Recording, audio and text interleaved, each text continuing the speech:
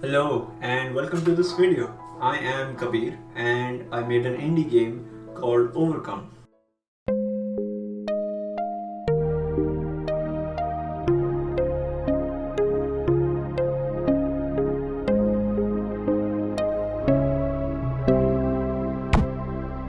Overcome is a 2D platformer about beating your inner demons without fighting them. It is based on 4 of the 5 stages of grief, and it conveys how grief affects a person when they're going through it.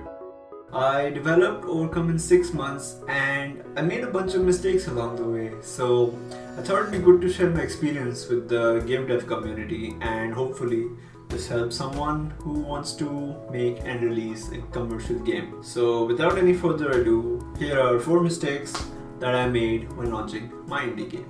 First, I didn't have my Steam page up and running when I announced my game. I made an announcement trailer for Overcome, put it up on YouTube, sent out press emails, and it got picked up. And that's the best thing you can expect, right? Publications like Rock Paper Shotgun picked it up and covered it, and Dual Shockers and Eurogamer, and that's the dream. My trailer got 5,000 views, 5 to 6,000, but I didn't have a Steam page. And I had a website where people could sign up for a mailing list, but that's just not good enough. Gamers like to go directly to the Steam page and wishlist the game. People don't like putting in their email address on a form, on a website they don't know if they can trust.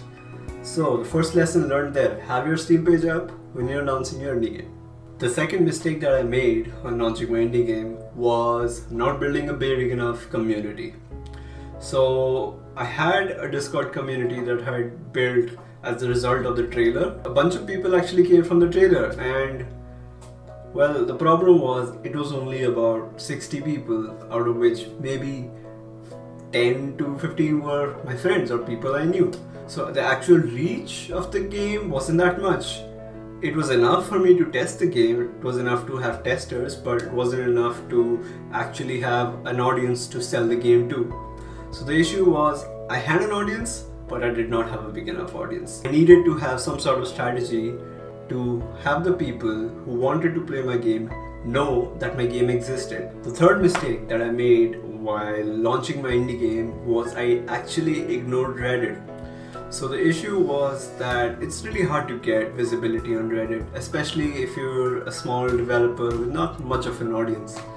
And I posted on a couple of the popular gaming subreddits like r/gaming and r/indie gaming, but these subreddits get so many posts every day that my post sort of just got buried, and within like an hour I barely had like 3 or 4 upvotes, so I knew it wasn't gonna work. I don't know what I could have done better here. I don't know how I could have gotten a reach on Reddit. I feel like it is based on luck a little bit, but I think I could have tried again, tried a few more times and tried to maybe get my post up on Reddit, but I don't know. The fourth mistake that I made when launching my indie game was actually in the game itself. So I had designed Overcome to be quite a hard game, and that's okay, right? There's a place for games that are really hard. But the problem is I didn't have a nice difficulty curve leading up to that high difficulty. The moment the player started the game, it got pretty hard, and I feel like that might have frustrated people and alienated some of the audience that would have otherwise liked the game or given it a good review. So that's an issue that I think I can address in the future. Is if I do want to make a difficult game, I ramp up the difficulty slowly and not just have it be super high when you first launch the game but you have no idea what's going on. So these are the 4 mistakes that I made when launching my indie game.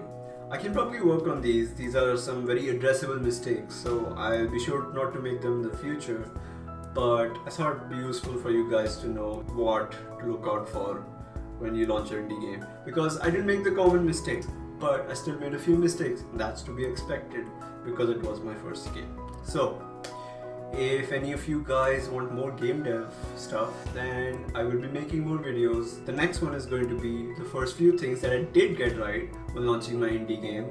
And if you want to stick around for that, make sure to subscribe, and if you can like this video, that will help a lot too.